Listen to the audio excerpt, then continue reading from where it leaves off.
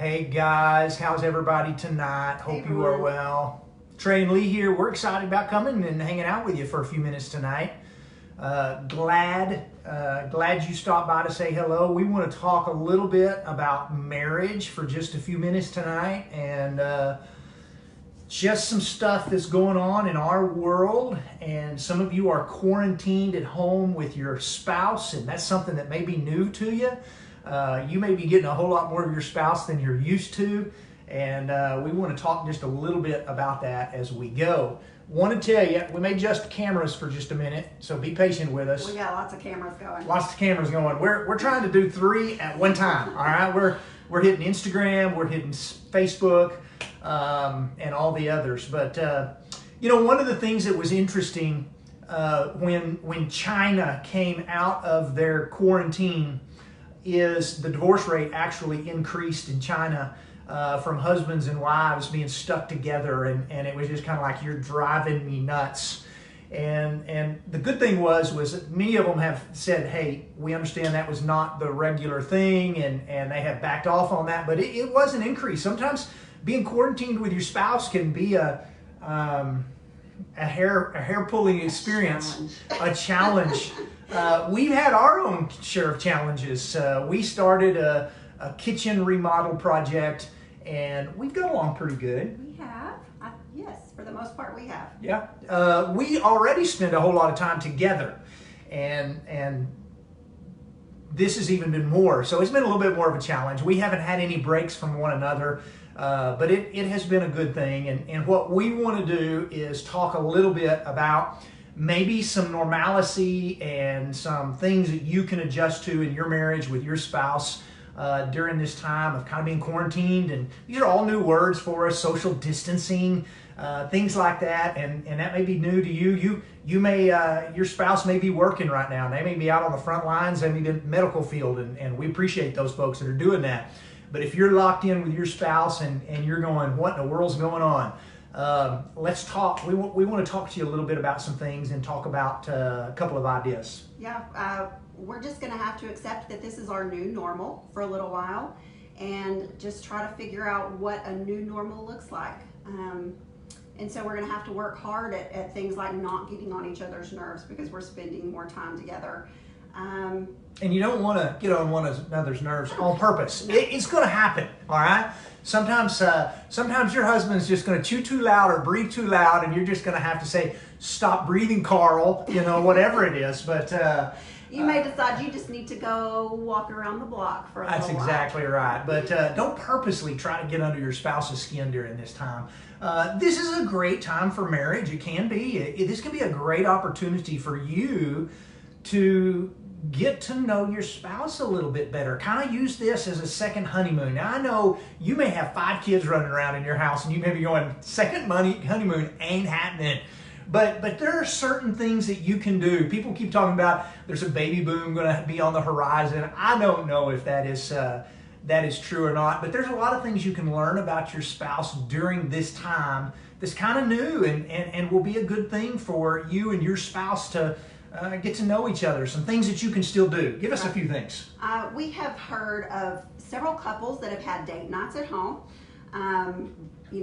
The husband said, hey, we're going to dress up, and I'm going to cook us some steaks. And that's a fun idea. They have a couple of really small children, so I'm going to guess maybe they put them to bed a little bit early, and then they had their date night. And I think that's a great idea. Yeah, I think anytime you can have a date night after the kids go to bed, that's still a healthy thing. You can do some things that increase your bonding, whether it be a walk around the park. We've done we need to do more, but we've done some walking where we'll get out and we'll just go together and we'll go walk and kind of get out of the house, which is really healthy. We've had music going, a lot of music going, and which is a little unfair because I've had my favorite music going, and Lee hasn't had hers going near as much as I have. I told him one afternoon, I said, we got to find a new playlist, different playlist for a while. We played mine over and over and over. But there are certain things that you can do, whether it's board games or movie night. We've watched some movies together and some things like that, but there's always some good things that you can do together. One of the things we talked about doing, we hadn't done it yet, but we're talking about it. We talked about looking up some dance lessons on YouTube. We had a cruise planned for this summer, and that's been canceled, of course. But we are about to have empty nest, and we were just gonna kind of celebrate our emptiness. Is that bad to celebrate your empty nest? Nah. We were taking the whole family, but anyway, one of the things we were gonna do on the cruise was learn how to salsa, and so we thought, well, we can just look that up on YouTube, and we'll do our own dance lessons here in the living room. So we're going to do it. We'll update you how we are, but we probably won't post a video. We're not really very good dancers. I'll tell you, I kind of have two left feet, and I step on lead with both of them most of the time. But I think that would be fun. Try some new recipes, of course, with what you got at home, without having to get out a whole lot. But there are a lot of things that you can do to spend some time together and just get to hang out and spend some time with your spouse without getting on one another's nerves and stuff. Exactly. I think it's actually pretty great that families are getting to spend more time together around the dinner table, cooking meals together, playing games as a family. I think there are some very good, healthy things that can come out of this. Yeah. So those are all things you can do. There's a lot of things you can do. Find some time. You stay home, as silly as this sounds, and we know that we're throwing this out on Facebook, but as silly as it sounds, we talk about when we're busy and we're not quarantined, that you have to find time for intimacy or make time for intimacy, because you'll never find time. And I don't know that changes even when you're quarantined together, because you can get busy watching movies, you can get busy, I'm tired, I'm going to bed, and so intimacy is an important part of your marriage. So make sure that you're making time for intimacy, and because you're not always just going to find time for intimacy. And it may be even harder, like you said, if your kids are all home 24/7, then that might make it a little more challenging. It does make it tough. A couple of ideas, and we'll throw this out there, and then we'll finish up a few things. If you have kids at home, hopefully you have a lock on your door. That's a good thing. If you don't have a lock on your door, order one. All right, don't get out and go to Lowe's today, but you need to order one. Every master bedroom needs a lock on their door. That's a healthy thing to do. Putting multiple small children down at night to bed is like the whack-a-mole game. You get one down and one pops up. You understand how that works, right? But find time for some intimacy. We have a podcast, and hopefully you've had a chance to check it out. A lot of you have, and we appreciate it. And we got to talking about, on this week's episode of our podcast, a little bit about how different we are. And that's really hard sometimes when you're quarantined together, being as different as night and day. And that's kind of how we are. We're two very different people. And so that can kind of rub one another the wrong way. And if you are very different from your spouse, if you think, man, I am really different from your spouse, don't think that's not a bad thing. We talked about this in detail this week, but understand that there are some differences, and you're going to have to be patient with one another. But let's give them a few of ours. Can we do that? Sure. All right. I am, just to give you an idea, I'm an on-time person. On time to me means being there 15 minutes early. That's on time. And I can tell you, the on-time people out there are going, yes, yes. But there are people who are not on-time people, and I'm not going to name all of them, and I married one of them, and to her, she always says if running late were an exercise, she would never have to work out. She'd be so thin. But she's not an on-time person, and so that's something we negotiate all the time. I'm pretty organized. He's not so much. Okay. You try. You do try. Yeah. Sometimes. I'm not a big details guy. I don't have to have a lot of details in this world to function. She, on the other hand, is a huge details woman. She wants to know who, what, where, when, why, all that kind of good stuff. And so we have to work really hard. I have to work really hard to be more of a detailed person around her, even though that we're different. Right. I'm an introvert. This quarantine really isn't so tough on me. It's kind of actually like really nice at sometimes. He's an extrovert, so he's the one that's just like climbing the walls, and if an errand does need to be run, he's like, I'll do it, I'll go. So I'm looking out the window as cars occasionally drive by our house going, please stop and see me. And I'm waving at folks. I miss people. I really do. I like sweet tea. She likes unsweet tea. And he drinks black coffee. I like cream in my coffee. We both like cereal, but I like to eat mine out of a really big bowl with a really big spoon. And she eats hers out of a normal bowl with a normal spoon, kind of like a normal person. And I like mine crunchy, like it's supposed to be. See? And he kind of likes his soggy. Yeah. Great. Any other soggy cereal people out there? Yeah. We just want it to sit for a minute. All right.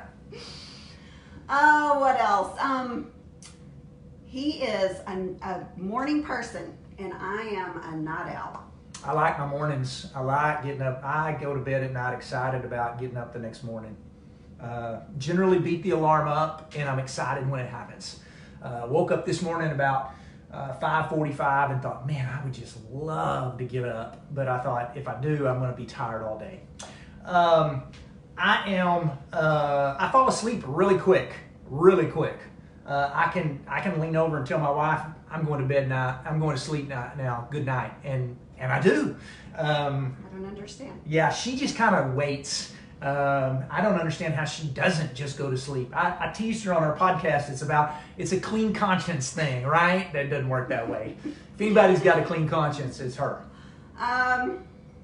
What else? He drinks coffee in the mornings because he just really loves coffee.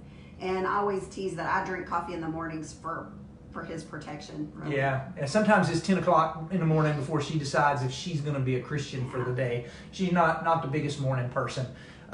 She's really neat. I'm a little on the sloppy side.